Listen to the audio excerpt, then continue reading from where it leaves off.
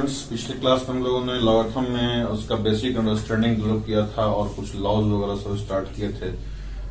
5 number तक शायद आपका लॉज हो चुका था फंडामेंटल। आज हम लोग जो है सो वो देखेंगे पावर लॉ। पावर लॉ में 3 तरह के लॉ आते हैं। इसमें आपका जो लॉगरिथम है उसमें 2 तरह के यहाँ पे आइटम दिए हुए हैं। एक तो आपका आर्गूमेंट हो गया, दूसरा बेस हो गया। तो अब पावर जो हो सकता है वो तो आपके आर्गूमेंट के पास में भी हो सकता है, वो तो आपके पास बेस में भी हो सकता है, या फिर दोनों के पास हो सकता है। तो हम लोग अभी बारी बारी से देखेंगे कि जब उसका आर्गुमेंट जो है सो मान लीजिए यदि पावर के साथ रहेगा, एक्सपोनेंट के साथ रहेगा, तो कैसे ट्रीटमेंट करेंगे कि आपके मान लीजिए m यहाँ m to the power n है यहाँ पे, ठीक है। तो आर्गुमेंट में यदि आपके पावर रहते हैं तो उसको क्या करते हैं हम लोग बाहर निकाल देते हैं लॉग से और वो प्रोडक्ट में चला जाता है। इसको प्रूव करेंगे हम लोग। पहले प्रूफ में देखेंगे let log m base a is equal to alpha मान लिया हमने। तो अब इसके बाद जो है सो m कितना हो जाएगा a to the power alpha. By definition लिखेंगे यहाँ पे, बाय डिफिनेशन आपको पता है। अब हमको m to the power n निकालना है। इसका मतलब हो गया m to the power n is equal to हो जाएगा a to the power alpha और उसका पावर में n। That is m to the power n is equal to a to the power कितना हो जाएगा n अल्फा हो जाएगा। अब इसमें जो है सभी हम दोनों साइड लॉग ले लेंगे तो ये कितना हो जाएगा n अल्फा हो जाएगा। ये भी फिर बाय डिफिनेशन हो जाएगा कि नहीं हो जाएगा, देख लीजिए। ये आपका बाय डिफिनेशन हुआ कि नहीं हुआ। Logarithm of the number to the base a is equal to the exponent up to which the base must be ready to get that number, ठीक है नहीं। ये बाय डिफिनेशन ऐसा होता है। अब यहां पे जो है अल्फा का वैल्यू आप पुट कर दीजिए। कितना हो गया log m to the power n base a is equal to n into alpha कितना माने थे हम लोग log m बेस a। ये आपका प्रूफ हो गया, ठीक है। तो अब आपका जो है सो आपने देखा कि यदि मान लीजिए आर्गुमेंट का पावर रहता है तो वो प्रोडक्ट में बन जाता है, या फिर उसको हम अब दूसरे तरीके से देखेंगे कि प्रोडक्ट यदि मान लीजिए कि जो आपका आर्गुमेंट का पावर रहेगा वो आकर के बाहर में आपका प्रोडक्ट में चला जाएगा और डिनोमिनेटर या फिर न्यूमरेटर, ये न्यूमरेटर में गया। यदि मान लीजिए आपका बेस का पावर निकलेगा तो वहां पे डिनोमिनेटर में जाएगा वो। अभी देखते हैं हम लोग लॉग m बेस मान लेते हैं, यहां a to the power n है, तो ये हो जाएगा आपका 1/n log m base a। यहां पे जो पावर निकला तो वो न्यूमरेटर फॉर्म किया, और यदि मान लीजिए आर्गुमेंट का पावर निकलेगा तो न्यूमरेटर फॉर्म करेगा, न्यूमरेटर में जाएगा, और यदि बेस का पावर निकलेगा तो वो डिनोमिनेटर में जाएगा। लेकिन दोनों ही प्रोडक्ट के रूप में ही एग्जिस्ट करेगा। जैसे मान लेते हैं यहाँ पे प्रूफ देखते हैं इसका। लेट इसको मान लेते हैं हम लोग log m base a to the power n is equal to alpha. इसका मतलब क्या हो गया m is equal to a to the power alpha to the power a to the power n, यहां पे अल्फा हो जाएगा बाय डिफिनेशन।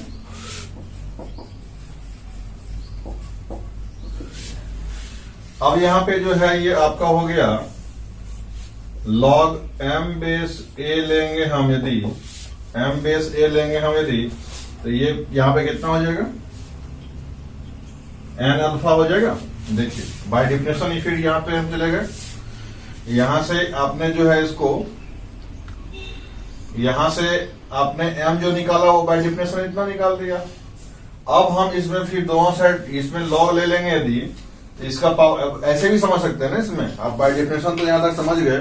इसमें तो इसमें दोनों साइड log ले लेते हैं, इसमें दोनों साइड log ले लेंगे। log जैसे ही दोनों साइड लेंगे तो यहाँ पावर जो है इसका पावर जो है क्या हो जाएगा प्रोडक्ट में आ जाएगा, और यहाँ पे log ए बेस ए हो जाएगा। ऐसे भी समझ सकते हैं आप उसको, बात समझ रहे हैं। इसका ये पावर जो है आपका कहां चला गया, प्रोडक्ट में चला गया, और लॉग ए बेस ए हो गया। दोनों साइड लॉग लगा देते हैं, तो यहां पे लॉग ए बेस ए तो 1 हो जाता है ना। यहां अल्फा कितना निकल गया आपका, अल्फा कितना निकल गया 1/n log m base a, और ये इसका वैल्यू तो 1 हो जाता है। लॉग a बेस a बताए थे 1 होता है, that is log m base a to the power n is equal to कितना हो गया आपका 1/n log m base a। और इस ढंग से इसका जो है प्रूफ हो जाता है। ये फॉर्मूला जो है आपका लॉग, इसमें आर्गुमेंट दिया हुआ m to the power p और बेस में दिया हुआ a to the power q। मतलब इसमें जो है सो कि आर्गुमेंट में भी पावर है और बेस में भी पावर है। तो आपने पिछले 2 फॉर्मूले में देखा था प्रूफ करके कि आर्गुमेंट का पावर जो होता है वो भी प्रोडक्ट में जाता है, और बेस का जो पावर होता है वो भी प्रोडक्ट में जाता है। लेकिन फर्क क्या होता है कि जो आर्गुमेंट का पावर है वो एज ए न्यूमरेटर जाता है प्रोडक्ट में, और जो आपका बेस का पावर होता है वो एज ए डिनोमिनेटर जो है जाता है प्रोडक्ट में। अब यदि दोनों रहेगा तो क्या होगा, दोनों अपने अपने स्टाइल में काम करेगा।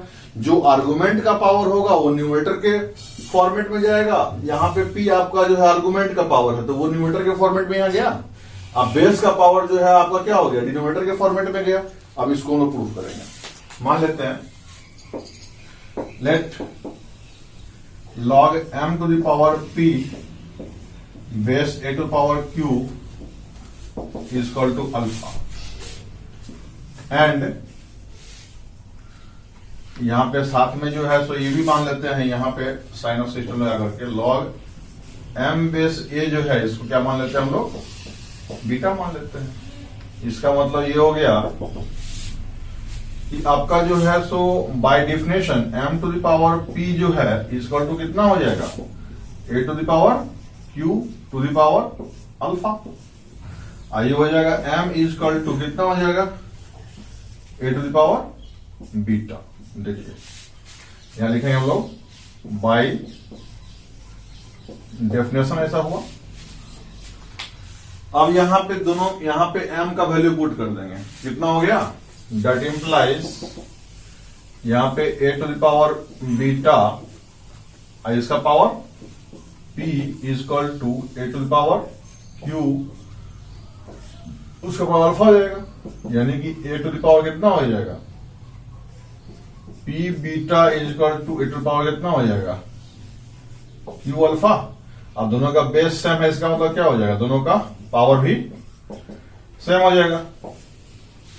इसका मतलब हो गया आपका that is beta is equal to कितना हो जाएगा जी, निकालना था पहले कितना, हमको अल्फा निकालना है ना। अल्फा बराबर कितना हो जाएगा यहाँ पे देखिए, तो अल्फा बराबर जो हो जाएगा p by q into beta, that implies log a to the power m to the power p base a to the power q is equal to p by q log m base a। एक proof करना था आपको। Next आपका जो है 8 number हो गया। 9 number formula क्या होता है, यदि आपका जो है, यदि आपका जो है ये सब में लागू होगा जी, ये सब में आपको लिखना पड़ेगा। हम लिखेंगे यहाँ पे m a जो है सो 0 से बड़ा है, a1 नहीं है, ये सब जगह लिखना पड़ेगा। अब देखते हैं इसमें, यदि किसी यहां पे एक्सपोनेंट का बेस है ये a, यहां पे a क्या है, एक्सपोनेंट का बेस है। यदि एक्सपोनेंशियल फंक्शन के बेस और साथ में एक्सपोनेंट भी लॉगरिथमिक फंक्शन हो, उसका बेस सेम हो जाए, एक्सपोनेंशियल फंक्शन का बेस और एक्सपोनेंट में यदि लॉगरिथमिक फंक्शन हो उसका बेस दोनों का सेम हो जाए, तो आपका जो आर्गुमेंट होता है वही आपका डायरेक्ट उसका वैल्यू निकल जाता है। कैसे निकल जाता है, इसका प्रूफ हम लोग देखेंगे। लेट इसका वैल्यू हमने मान लिया log m base a is equal to alpha. इसका मतलब क्या हुआ, m इज इक्वल टू कितना हो जाएगा, a to the power alpha हो जाएगा। m बेस e क्या हो जाएगा, बाई डेफिनेशन हो गया ये, ठीक है नहीं। अब इसका मतलब ये हो गया कि आपका अल्फा का वैल्यू पुट कर दीजिए, कितना हो गया, log m बेस a, ये आपका प्रूफ हो गया। देखिए आपका जो है इसको हमने अल्फा माना था, तो बाई डेफिनेशन m बराबर क्या हो जाएगा, ए टू पावर अल्फा हो जाएगा। अब अल्फा को रिपोर्ट कर देंगे, m इक्वल टू कितना हो जाएगा, A to power m base a। देखेंगे आपका जो है ये फॉर्मूला काफी इंपॉर्टेंट होता है लॉगरिथमिक जो है, सो कि मान लीजिए आपका डेरिवेशन जितने भी हो रहे हैं अभी लॉज के, तो इसमें आपका जो है सो मान लीजिए बेस a है। अब हमको पसंद नहीं है, मान लीजिए ये बेस जो है कोई काम का नहीं है। सपोज दैट हमारे जहां भी इस चीज का एंगेजमेंट है हमारे, उसमें जो है तो दूसरा बेस लेने से हमारा कुछ काम अच्छा बन रहा है, तो हम उसका बेस चेंज भी कर सकते हैं, ठीक है नहीं। अब बेस चेंज करने के लिए क्या करना पड़ेगा, इसमें हमको यहाँ m को जो है जो आर्गुमेंट में है पहले उसको लिख दीजिए, नीचे में जो है बेस उसको लिख दीजिए, और दोनों पर लॉग लगा दीजिए, ठीक है कि नहीं। और जो बेस लगाना चाहते हैं आप वहां बेस लगा लीजिए, यानी आर्गुमेंट जो है आपका ऊपर भी चला जाएगा, बेस आपका नीचे में चला जाएगा, और जो बेस लगाना चाहते हैं आप उसको लगा दीजिए, बशर्ते कि बेस जो भी लगाएंगे उसको 0 से बड़ा होना चाहिए और इसको 1 नहीं होना चाहिए, ठीक है कि नहीं। आप प्रूफ देखेंगे इसका, let log m base a आपका जो है वो अल्फा हो जाएगा, तो m कितना हो जाएगा, a to the power alpha हो जाएगा बाय डेफिनेशन, ये हम जानते हैं, क्लियर है। अब हमको दूसरा बेस लगाना है, मान लीजिए b लगाना है, तो taking log base b we get, ठीक है। यहां पे दोनों साइड लगा देते हैं बेस, तो क्या हो जाता है, log m base b is equal to log a to the power alpha, अब बेस b, तो यहां पे ये क्या हो जाएगा, पावर जो है सो प्रोडक्ट में आ जाएगा, log a बेस b हो गया। इसका मतलब अल्फा इज इक्वल टू कितना हो जाएगा, log m base b upon log a base b, और अल्फा बराबर जानते हैं कितना माना थे हम लोग, log m बेस a माने थे हम लोग। ये आपका प्रूफ हो गया, ठीक है कि नहीं। अब देखेंगे रेसिप्रोकल लॉ, रेसिप्रोकल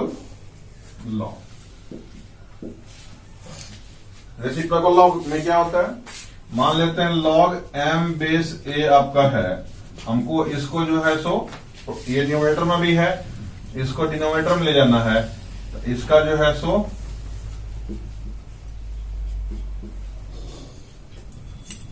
देखेंगे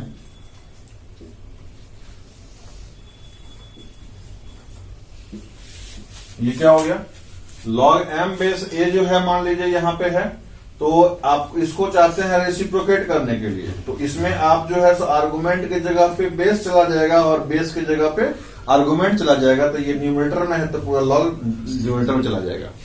जैसे मान लीजिए आपका जो यहाँ पे आर्गुमेंट है वो यहाँ बेस में चला जाएगा, और जो बेस है वो आर्गुमेंट में चला जाएगा, तो ये लॉग जो है सो न्यूमरेटर में था, तभी फिर क्या चला जाएगा, डिनोमिनेटर में चला जाएगा। इसको प्रूव करते हैं हम लोग, लेट यहां पे log जो है तो m बेस a को मान लेते हैं हम लोग, सपोज दैट यहां पे log m बेस a जो है, इसमें हम ऊपर बेस चेंज फॉर्मूला भी तुरंत पढ़े हैं, तो उसको जो ऊपर में रहेगा आर्गुमेंट में रहेगा उसको ऊपर में छोड़ देंगे, और जो बेस में है उसको नीचे में डाल देंगे। अब हम इसमें बेस लगा देते हैं, तो बेस इसमें मान लेते हैं m ही लगा देते हैं, यहाँ पे m रिक्वायर्ड है ना, तो यहाँ पे आपका ये कितना हो जाएगा, log m बेस m1 हो जाएगा, और ये log a बेस m हो जाएगा, और इस ढंग से ये आपका प्रूफ हो जाएगा, क्लियर है। इसका जो है सो आपका लास्ट ये फॉर्मूला है आपका इस टाइप का, और इट इज वेरी इंपॉर्टेंट, कभी कभी ये फॉर्मूला आता है तो इसकी जगह पे दूसरा फॉर्मूला काम भी नहीं करेगा, इसलिए इसको समझना जरूरी होता है।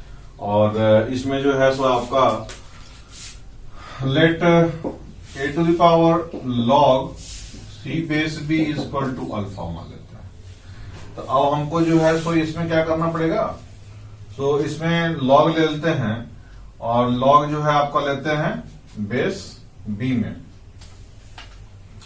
यहाँ पे बेस b चाहिए, यहाँ पे देखेंगे यहाँ पे जो बेस में है, यहाँ आर्गुमेंट में है, ये एक्सपोनेंशियल का बेस है, लॉग का बेस है। तो लॉग का बेस b जो है बरकरार है, एक्सपोनेंशियल का बेस और लॉग का आर्गुमेंट ये खाली एक्सचेंज हो रहा है, देख लीजिए आप एक्सचेंज हो रहा है।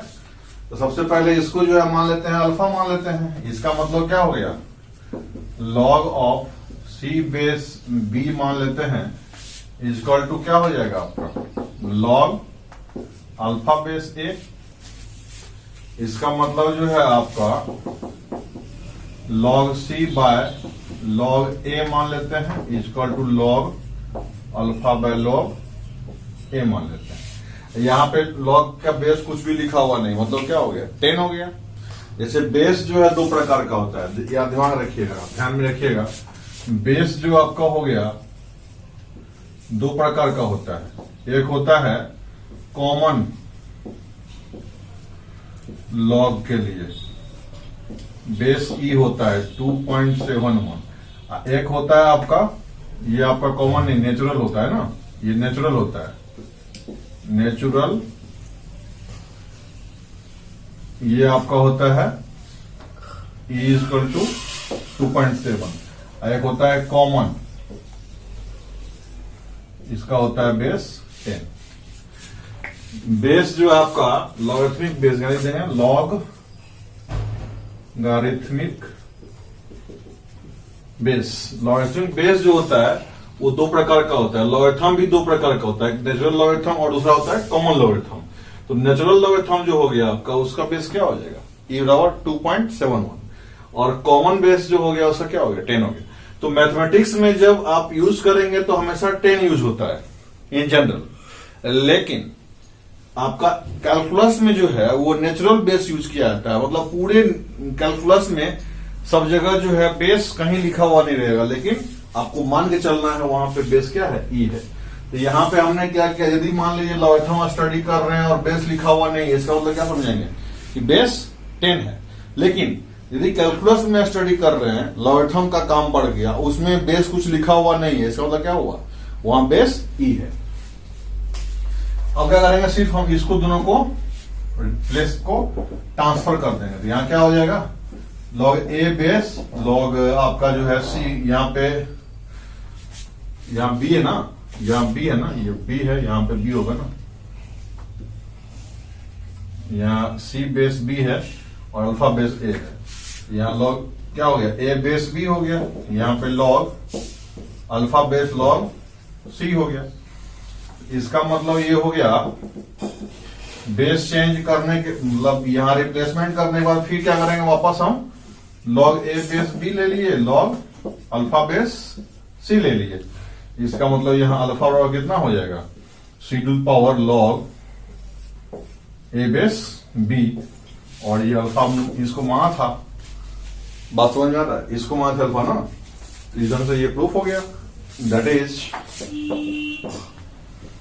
a to the power log c base b is equal to c to the power log a base b। आपका ये आपका जो है प्रूफ हो गया। और इसके बाद हम लोग जो कुछ क्वेश्चंस देखते हैं इसमें। यहाँ पे आपका 3 इक्वेशन दिया हुआ है, 3 क्वेश्चन दिया हुआ है। फर्स्ट क्वेश्चन देखेंगे हम लोग, यहाँ पे 2 log 2y minus 3 is equal to log x plus log y दिया हुआ है।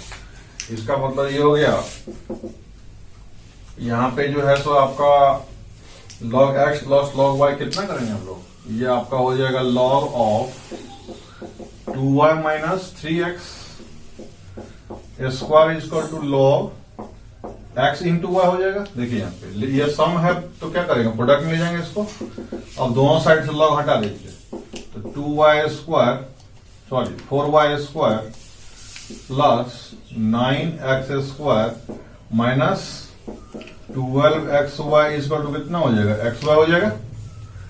यहाँ पे 9x square plus 4y square minus कितना हो जाएगा, 13xy इक्वल टू 0। अब दोनों साइड से हमको निकालना क्या है, x बाय वाई निकालना है। तो x बाय वाई निकालना है, दोनों साइड में क्या करेंगे, y स्क्वायर से डिवाइड कर देंगे, तो ये कितना हो जाएगा, 9 बाय वाई का whole square plus 4 minus 13 into x by y equal to 0। ये आपका 9x बाय वाई का whole square minus 13x by y plus 4 बराबर 0। यहाँ x बाय वाई में देख लीजिए आप, क्या आ गया, क्वाड्रेटिक आ गया। यहाँ क्या किया आपने, यहाँ जो है सो ये जो 2 था इसको पावर में ले गए, इसको 2 प्रोडक्ट में था तो पावर में ले गए, और यहाँ log x plus log y था तो log x इंटू वाई लिख दिया आपने। अब दोनों साइड से log हटा दीजिए, तो इसका square equal to x y हो जाएगा। ये हो जाएगा 4y square plus 9x square minus कितना, 2 इंटू 2y इंटू 3x, ये कितना हो जाएगा, 3 into 2 6 into 2 12xy equal to xy हो गया। अब इस xy को इधर ले आएंगे तो माइनस 13xy हो जाएगा। अब इसको y स्क्वायर डिवाइड कर देंगे तो ये आपको क्वाड्रेटिक मिल गया। अब इसका फैक्टराइजेशन करेंगे, तो इसका फैक्टराइजेशन करेंगे तो कितना हो जाएगा, 36 हो गया, minus 4 into x y minus 9x by y plus 4 equal to 0। अब 9 इसमें x बाय वाई माइनस 4, इसका फैक्टर जो हो जाएगा क्या हो जाएगा, यहां से x बाय वाई बाहर निकाल लेंगे और माइनस 1 इक्वल टू 0। इसका मतलब हुआ x by y equal to 1 और 4 बाय 9 इसका आंसर हो जाएगा। ये आपने देख लिया। क्वेश्चन नंबर 2 देखेंगे। यहां पे आपका a to the power x बराबर b है, इसका मतलब x बराबर कितना हो जाएगा, log b बेस a हो जाएगा। इसका मतलब y का पावर कितना हो जाएगा, log c बेस b हो जाएगा। ये बाय डेफिनेशन आप चल रहा है। और यहाँ पे z बराबर कितना हो जाएगा, log a बेस c हो जाएगा। यहाँ पे x y z निकालना है हम लोगों को, तो ये कितना हो जाएगा, log b base a into कितना हो जाएगा, log c base b into कितना हो जाएगा, log a बेस c हो जाएगा। अब देखिए बेस चेंज फॉर्मूला से इसको क्या करेंगे, log b by log a कर लेंगे into log c by log b कर लेंगे into log a by log c कर लेंगे। अब log b से log b कट गया, log a से log a कट गया, सबको कॉपी करके आंसर आ गया इसका 1। अब देखिए ये क्वेश्चन जो है काफी इंपॉर्टेंट है और इंट्रेंस वगैरह में इसको पूछा भी जाता है। तो इस टाइप का क्वेश्चन आपको कहीं ना कहीं आते रहेगा, मिलते रहेगा। सबसे पहले इसको हम लोग क्या करते हैं, log जो दिया हुआ है 12 3 टू पावर 3 हो जाएगा, ये इक्वल टू अल्फा। अब ये 3 बाहर निकल जाएगा, ये कितना हो जाएगा, 3 to base 12 equal to alpha. इसको नीचे ले आएंगे हम लोग, क्योंकि बेस इसमें बड़ा है और आर्गुमेंट छोटा है, तो आर्गुमेंट को छोटा रखना ज्यादा इंपॉर्टेंट होता है। तो यहाँ पे क्या हो जाएगा, 12 बेस 3 इक्वल टू अल्फा। इसमें देखिए आर्गुमेंट बड़ा हो गया और बेस छोटा हो गया। अब 12 को जो है 3 बाय अल्फा इक्वल टू कितना हो जाएगा, यहाँ पे log 4 इंटू 3 लिख देते हैं, यहाँ पे बाय 3 बेस 3। अब देखिए यहाँ पे आप चलेंगे तो यहाँ पे हो जाएगा log 4 बेस 3 अब plus log 3 base 3 equal to 3 by alpha हो जाएगा। ये 3 बेस 3 1 हो गया ना, ये कितना हो जाएगा, log 4 पावर में कितना हो जाएगा, 2 पावर 2 हो जाएगा, base 3 plus 1 equal to 3 by alpha. इसका मतलब ये हो गया 2 बाहर निकल जाएगा, 2 base 3 equal to 3 minus alpha by alpha. इसका मतलब हो गया कि log 2 बेस 3 आपका जो निकल गया 3 माइनस अल्फा बाय 2 अल्फा निकल गया, दिख रहा है। तो log 2 बेस 3 का वैल्यू कितना निकल गया, 3 माइनस अल्फा बाय 2 अल्फा। हमको निकालना किसका वैल्यू है, इसका वैल्यू निकालना है ना। इसका वैल्यू निकालने के लिए हम लोग क्या करेंगे, यहाँ पे 4 गुना 4 16 होता है, तो 4 पावर 2 हो गया कि नहीं हो गया। तो यहाँ पे जो है log, यहाँ पे 4 स्क्वायर बेस 6 कर लेंगे, ये 2 बाहर निकल जाएगा, ये आपका कितना हो जाएगा, यहाँ 2 पावर में 4 कर लेते हैं, ज्यादा अच्छा रहेगा। 4 पावर में 2 नहीं, 2 पावर में 4 कर लीजिए। 2 गुना 4, 4 गुना 8, 8 गुना 16, यहाँ पे 4 बाहर निकल जाएगा, log 2 बेस 6 हो जाएगा। यहाँ पे 4 बाय कितना हो जाएगा, log 6 बेस 2 हो जाएगा कि नहीं हो जाएगा। 6 को आर्गुमेंट ले लेंगे 2 बेस में, इसको रेसिप्रोकेट कर दिए।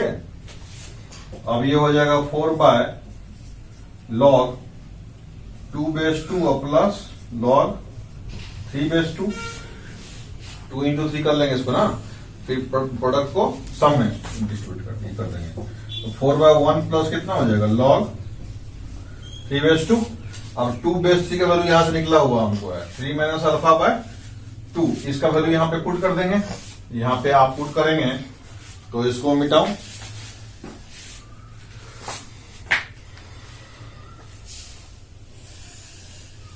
यहां पे आप देखिए, यहां पे जो है सो आपका वैल्यू कितना निकल गया, 4 बाय 1 प्लस log 3 बेस 2 का वैल्यू पुट करना है। यहाँ पे 2 बेस 3 का वैल्यू दिया हुआ है 3 माइनस अल्फा बाय 2 अल्फा, तो उसको 2 अल्फा बाय कितना लिख देंगे, 3 माइनस अल्फा लिख देंगे। देखिए ये कितना हो जाएगा, 4 इंटू 3 माइनस अल्फा अपॉन कितना, 3 माइनस अल्फा प्लस 2 अल्फा, यानी 4 इंटू 3 माइनस अल्फा बाय ये 3 प्लस अल्फा आपका आंसर हो जाएगा। ठीक है कि नहीं। तो यहाँ पे देखेंगे हम लोग की जो आपका इनइक्वलिटी जो होता है वो लॉगरिथमिक इनइक्वलिटीज भी होते हैं और काफी इंपॉर्टेंट भी होते हैं। ये बात भी है क्योंकि लॉगरिथम जो है आपका एक साथ में दोनों फंक्शन है। यदि उसका बेस 1 से बड़ा है तो वो इंक्रीजिंग फंक्शन है, और यदि उसका बेस 1 से छोटा है और 0 से बड़ा तो होना ही है, तो 0 1 के बीच में है तो वो आपका डिक्रीजिंग फंक्शन होता है। तो इस स्थिति में यदि आपका बेस 1 से बड़ा होगा और वो इंक्रीजिंग फंक्शन होगा तब उसका इनइक्वलिटी चेंज नहीं होगा, एज यूजुअल जैसा है वैसा रहेगा। लेकिन यदि आपका लॉगरिथमिक इनइक्वलिटीज में आपका बेस जो है डिक्रीजिंग फंक्शन हो गया, यानी कि 0 1 के बीच में बेस उसका हो गया और लॉग डिक्रीजिंग फंक्शन हो गया, तब उसका बेस जो है कि मान लीजिए चूंकि 0 1 के बीच में है और लॉग जो है डिक्रीजिंग फंक्शन है, तो उस अवस्था में इनइक्वलिटी जो है आपका चेंज हो जाएगा। जब हम लॉग लगाएंगे या हटाएंगे, दोनों ही अवस्था में जब हम लॉग लगाएंगे तो उस स्थिति में जो इनइक्वलिटी रहेगा वो चेंज हो जाएगा, यदि हटाएंगे तो उस स्थिति में जो इनइक्वलिटी रहेगा वो भी चेंज हो जाएगा। देखते हैं यहाँ पे log x base a greater than log x y base a है, और इस स्थिति में हमने log क्या कर दिया, हटा दिया। तो x जो है सो आपका ग्रेटर देन y तब रहेगा जब a पॉजिटिव रहेगा, a 1 से बड़ा रहेगा, और ये जो है इनइक्वलिटी चेंज हो जाएगा, x लेस देन y हो जाएगा जब आपका बेस जो है यहां पे 0 1 के बीच में हो गया। ये देखा आपने, आपका जो है सो ये 14 नंबर लॉग हो गया। यदि लॉग आपका जो है x बेस a छोटा है लॉग y बेस a से, इस स्थिति में मान लीजिए आप लॉग हटाते हैं, ठीक है कि नहीं। यहां पे आपका जो है सो ऑलरेडी आप देख रहे हैं, सपोज दैट लॉग अभी इसी में रहने दीजिए, ठीक है।